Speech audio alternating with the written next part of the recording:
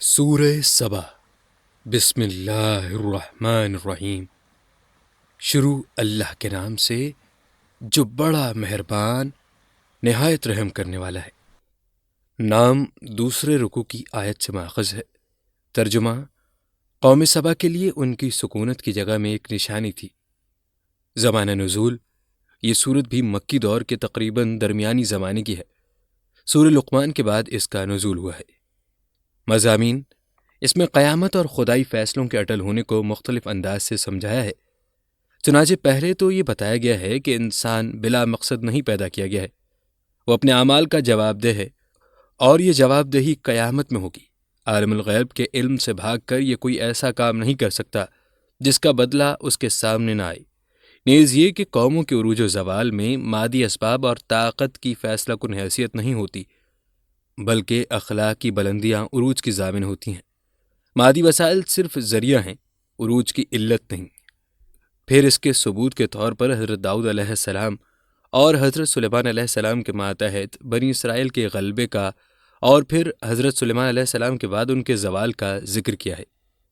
نیز قوم سبا کا تذکرہ ہے کہ اللہ نے ان پر انعامات کیے تھے، لیکن اس قوم نے ناشکری کی، نتیجے میں ان سے وہ انعامات سلب کر لیے گئے۔ پھر بتایا ہے کہ مومنوں کو بہرحال منکرین حق پر فتح حاصل ہو کر رہے گی۔ اس سلسلے میں بتایا ہے کہ مخالفین حق دو طرح کے ہوتے ہیں۔ ایک تو وہ جن کی سرداری پر حق سے ضرب پڑتی ہے، وہ مخالفت کرتے ہیں اور دوسرے کو اکساتے ہیں، اور دوسرے بے سوچے سمجھے ان کی پیروی کرنے لگتے ہیں۔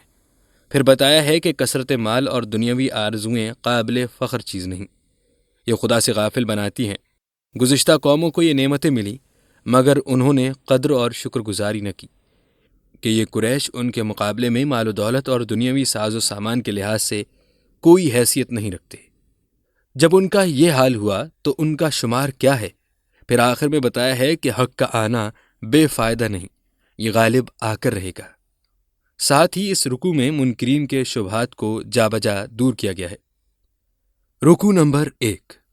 اس رکوع میں اللہ تعالیٰ کے خالق و مالک اور عالم الغیب ہونے کا ذکر ہے۔ اس کے قیامت کے واقع ہونے کا بیان ہے۔ پھر منکرین قیامت کے خیالات کی تردید کی گئی ہے اور انکار کرنے والوں کو قیامت کے عذاب سے ڈرایا گیا ہے۔ رکوع نمبر 2۔ اس رکوع میں حضرت داؤد علیہ السلام اور حضرت سلیمان علیہ السلام کو جو کمالات اور محاسن عطا فرمائے گئے تھے ان کا ذکر ہے، اور قوم سبا کا تذکرہ ہے کہ اللہ نے ان کو بہت سی نعمتوں اور خوشحالی سے نوازا، مگر انہوں نے نافرمانی کی اور شکر گزاری کرنے کے بجائے خدا سے بغاوت کرنے لگے۔ تو پہلے اللہ تعالیٰ نے انہیں تنبیہ کی، پھر جب وہ نہ مانے تو ایک زبردست سیلاب آیا اور ان کے تمام باغات اور کھیتوں کو بہا کر لے گیا اور بدبودار درخت رہ گئے۔ رکوع نمبر 3۔ اس رکوع میں شرک کی برائیاں بیان کی گئی ہیں کہ مشرکین جن کو پوجتے ہیں ان کے ہاتھ میں زمین و آسمان کی ذرہ برابر کوئی چیز نہیں ہے۔ پھر رسول اللہ صلی اللہ علیہ وآلہ وسلم سے کہا گیا ہے کہ وہ مشرکین کے درمیان اعلان کر دیں کہ قیامت کے دن اللہ تعالیٰ ہمیں اور تمہیں اکٹھا کرے گا، پھر صحیح فیصلہ کر کے بتا دے گا کہ مجرم کون ہے۔ رکوع نمبر 4۔ اس رکوع میں بھی قیامت کا ایک منظر بیان کیا گیا ہے کہ جب کافروں کے سردار اور ان کے ماتحت قیامت میں جمع ہوں گے تو ماتحت سرداروں سے کہیں گے کہ اگر تم نہ ہوتے تو ہم آج مومن ہوتے، تم ہی نے ہمیں گمراہ کیا تھا۔ ادھر سردار جواب دیں گے کہ واہ، کیا ہم نے تمہیں ہدایت اور سیدھی راہ سے زبردستی روکا تھا؟ جب تمہیں ہدایت آ گئی تھی تو تم اختیار کر سکتے تھے، دراصل ہم مجرم نہیں، تم ہی مجرم ہو۔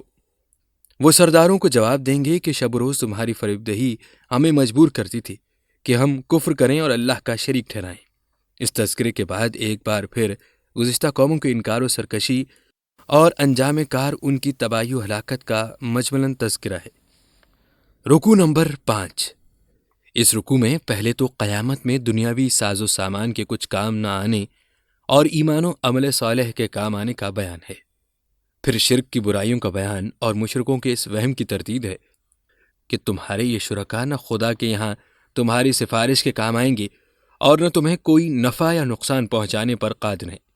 پھر قرآن اور رسول کریم صلی اللہ علیہ وآلہ وسلم کا تذکرہ کرتے ہوئے کہا گیا ہے کہ منکرین جیسی کچھ باتیں کر کے تکذیب کر رہے ہیں۔ پہلے کی قوموں نے بھی اپنے رسول اور اللہ کی آیتوں کی اس طرح تکذیب کی تھی اور منکرین قرآن کو تو گزشتہ ان قوموں کا 10واں حصہ بھی دنیاوی مال و اسباب کا نہیں ملا ہے، اور جب وہ تباہ کر دی گئیں تو یہ کس شمار میں ہے؟ رکو نمبر 6، کفار و مشرک رسول اللہ صلی اللہ علیہ وآلہ وسلم کو دوسری باتوں کے ساتھ نعوذ باللہ دیوانہ بھی کہتے تھے۔ اس رکو میں ایسے احمقوں سے کہا گیا ہے کہ ایک ایک دو دو کر کے آؤ اور آپس میں بیٹھ کر خود ہی یہ فیصلہ کر لو کہ جو شخص ایسی اچھی اچھی باتیں بتائے، پچھلے لوگوں کے حالات تمہیں سنا کر ان سے عبرت و نصیحت دلائے اور آئندہ آنے والے عذاب سے تمہیں آگاہ کرے، تمہیں اس سے بچانے کے لیے سر توڑ کوشش کرے، اور تمہارے مذاق اڑانے اور طرح طرح کی ایذائیں دینے کے باوجود اپنی تبلیغ و نصیحت نہ چھوڑے، کیا وہ دیوانہ ہو سکتا ہے؟ پھر کافروں کی اس حالت کا نقشہ کھینچا ہے کہ جب حشر کے دن سب لوگ بدحواس پھر رہے ہوں گے تو کافر کہیں گے کہ اب ہم ایمان لائے، مگر اس دن کا ایمان کیا قدر و قیمت رکھے گا؟ وہ جہنم کے حوالے کیے جائیں گے۔ صدق اللہ العظیم۔